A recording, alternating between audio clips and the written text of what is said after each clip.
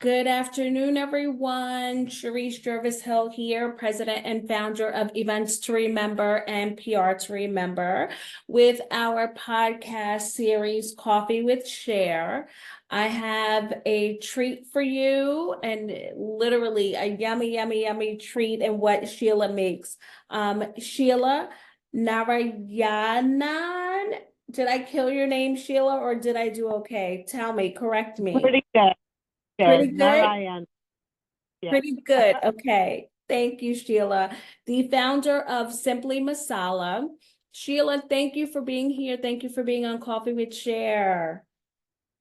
I'm so excited to talk to you, Cherise. I was just trying to remember when we first met. I think it was during the pandemic. So, we were both mentoring another entrepreneur, if I remember. Yes, that was Asning Innovates, right?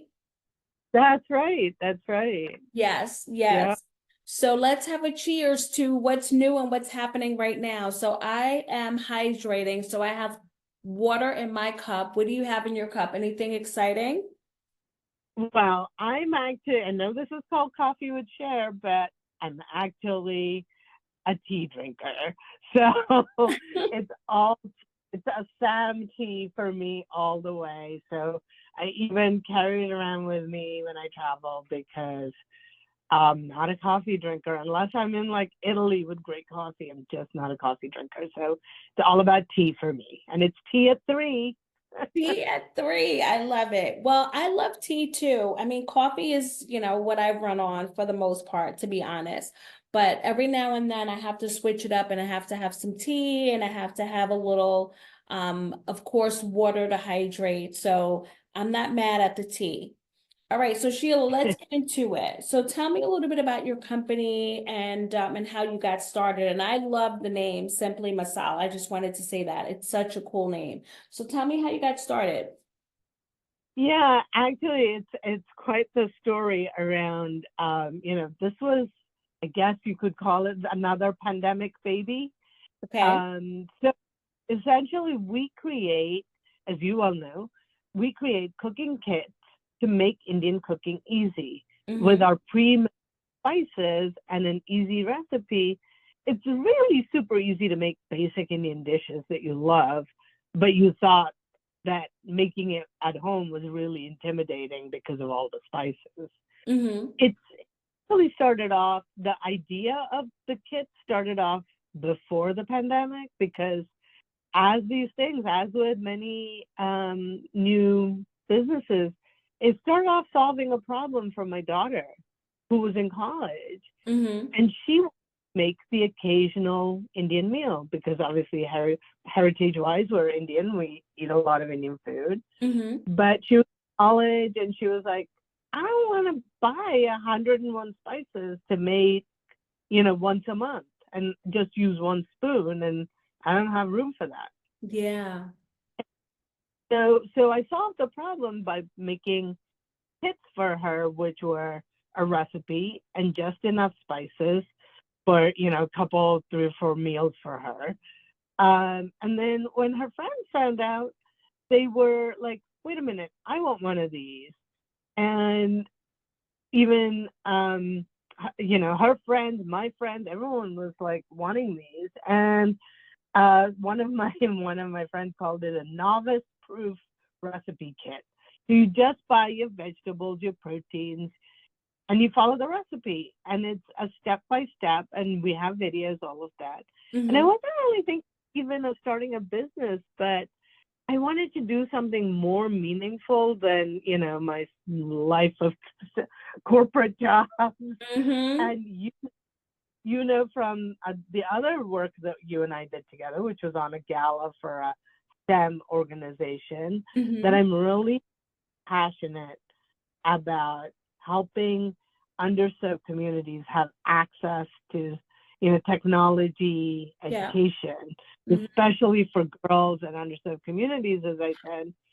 So my objective here with Simply Masala is that I'm going to sell these kits, Mm-hmm. but just like Paul Newman's salad dressings, I want to use the profits to drive an important cause.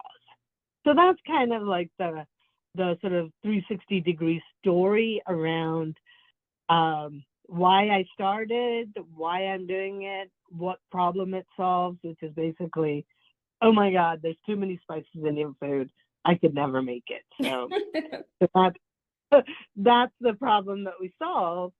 And I'd love to get to the point where I'm like giving away that money to these communities. We do anyway. We already give away some money, but I'd love to be able to make this a large business that's giving away tons of money to STEM education. I love it. I love it. I mean, I had no idea about the backstory, so that makes it even more special. I love the packaging, number one, tastes so yummy. So I'm so happy that this is kind of the backstory. I think that's wonderful. And I just, I love the fact that you're solving a problem, you're bringing in um the flavor and all the spices from the Indian culture, and then the end result of helping these organizations, it definitely is a win-win. So when I think about my next question, I usually ask, like, what sets entrepreneurs apart from their competition?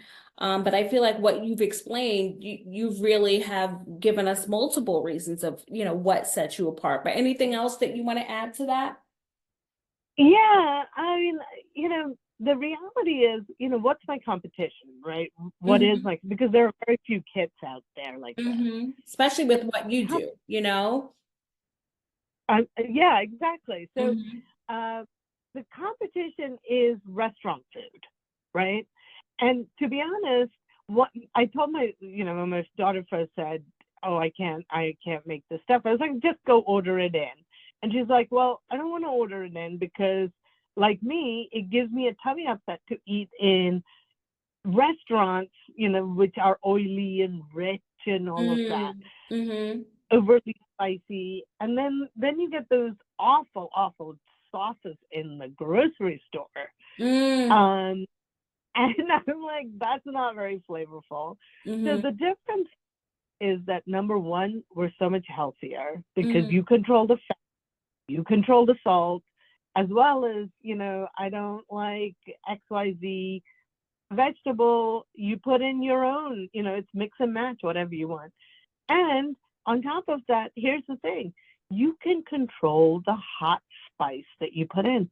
People always say, I want the spiciest, I want the mildest. Mm. And but the reality is it depends on how much hot, chili powder or whatever hot cayenne you put into your dish as to how spicy it is. So we give it to you separately. So Mm-hmm. you can add one or not. That's So great. that's how. Yeah, that's great. I love, that it really is kind of you providing them with the tools and then them using as little or as much as they need. I think that that's awesome. So now we're coming up on end of second quarter, believe it or not, can't believe it. Anything new for you? Anything new this year or anything new that you're working on to kind of wrap up this year?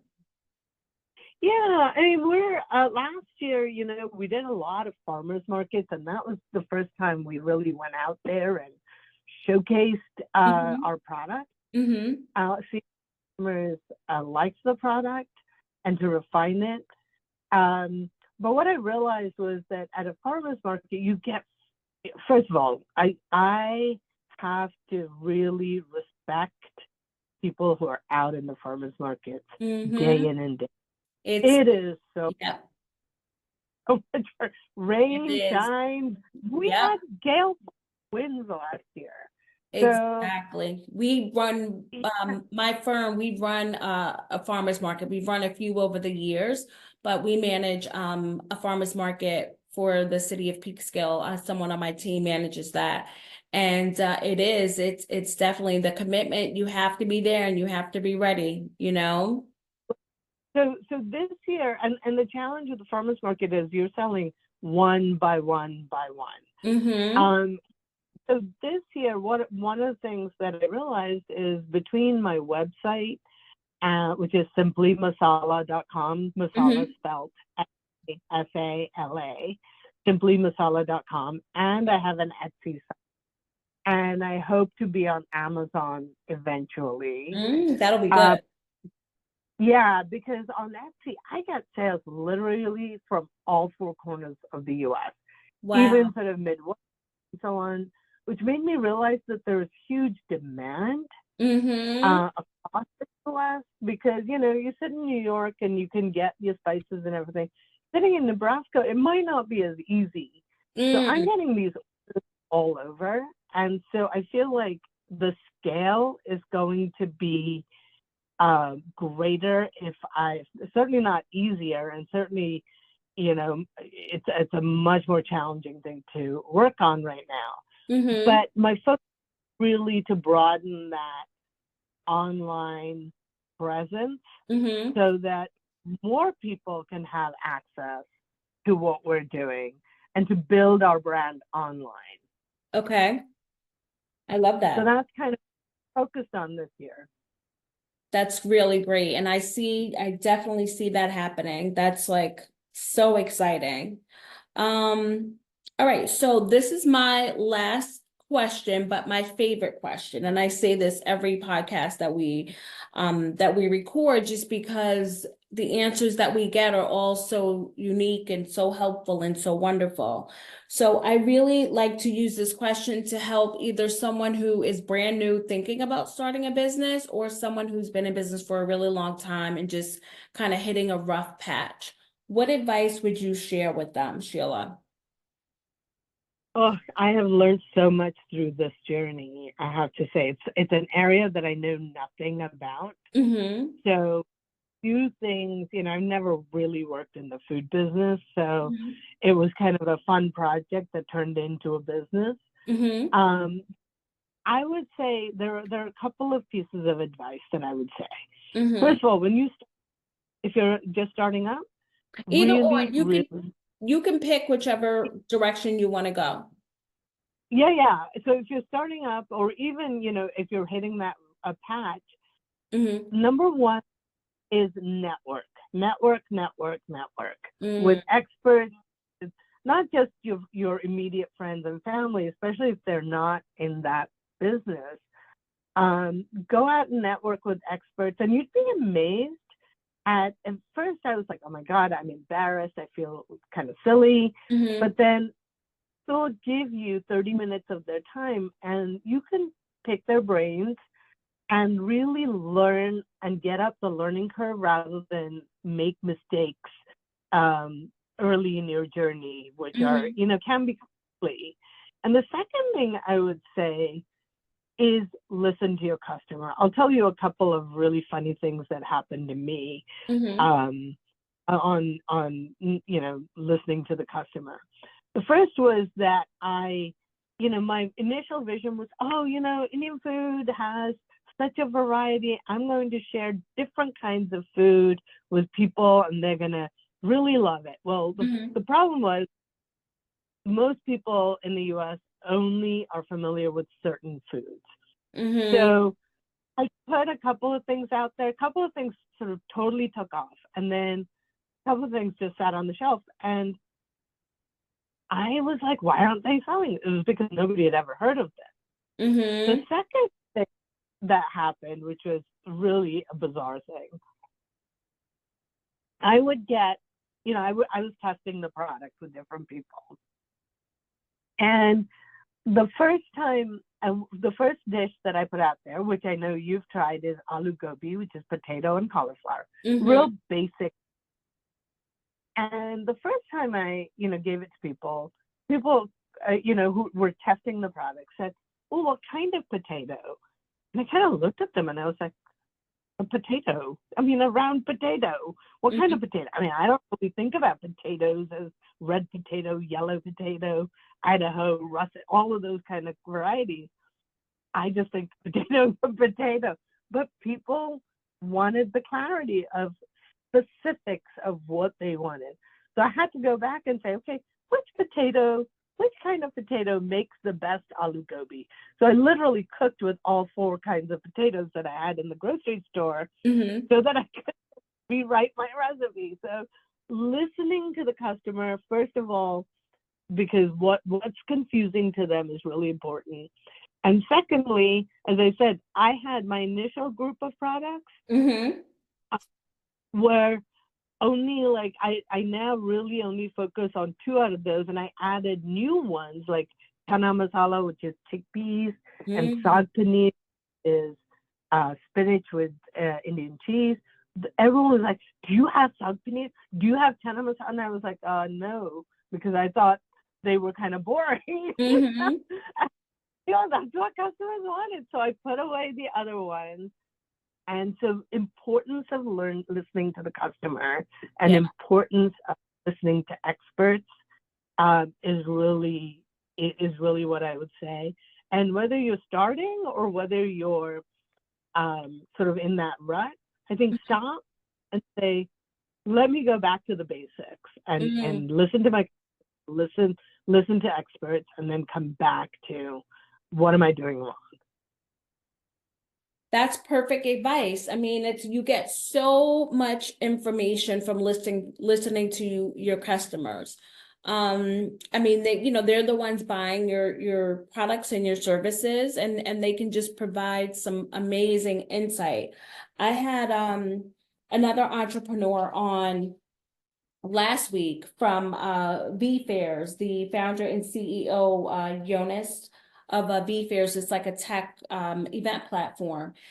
And he said that, he spends so much time talking to his existing clients. Like as small business owners, we all want new clients, and, we spend a lot of time trying to um, pick up new clients. But he was saying that he gets the most amazing information from his existing clients, just meeting with them, picking their brains. And that is really one of the ways that he's been able to leverage his business with Mm-hmm. just gathering it and implementing that information that he's gotten from them. So everything that you're saying just makes so much sense. And he's been in business for quite a while. So it's like to hear you both kind of touch on that. It really goes to show that that's some good info that we're sharing with entrepreneurs for sure. Yeah, exactly, exactly. So, well, I'm so happy for you that this is taking off, and thank you for the work that you're doing, in addition to creating this product, but through this product with helping, girls and STEM and all of that good stuff. So Sheila, where can people find you? Give me some info, your website, any contact information, so that way we can make sure that they can find you so they can try all of these yummy things that you're working on. Yeah, absolutely. So the first thing you can do is go to simplymasala.com. So the word simply, and then masala, masala.com. That's where you can order, or if you want to get in touch, you can email info@simplymasala.com. I do have an Etsy site called Simply Masala Spices. Um, actually in the river towns Mm-hmm. and in Archdale, they are in Dobbs Ferry. There's a store called Rivertown General. So if you happen to live in that area, just pop in there. Also in Scarsdale at Simply the Best. Mm-hmm. And I'm hoping there's another a grocery store that's said they will take it soon. So fingers crossed we'll be there. And those are various places, and Etsy, as I said. And Hudson Milk, in case anybody orders from Hudson Oh, Milk. I order from We're on Hudson there. Milk. That's awesome. I didn't. Okay, good. Yep. I'm on Hudson Milk. So yeah, so it's a bunch of different places where I am, and I'd love to hear from people if they're interested, and I look forward to hopefully making new friends through this process. That's awesome. Well, thank you so much for being here with us. Thank you for joining me on Coffee with Cher. And good luck to you. And I'll keep my eyes and ears open, and definitely looking to try some of the new mixes that are coming down the pike. Yeah. Actually, one is coming very soon. It's going to be everyone's favorite, tikka masala is Oh, coming. yeah. Talk about something that is based on customer input. That was like total like demand from customers. Awesome. I can't wait to try it. Great. But thank you so much, Cher. It was great to chat with you today and share all about my business. It's always a pleasure. And I'm sure our paths will keep crossing. Of course. Thank you. And I'll talk to you soon, okay? Take care. Okay, bye-bye.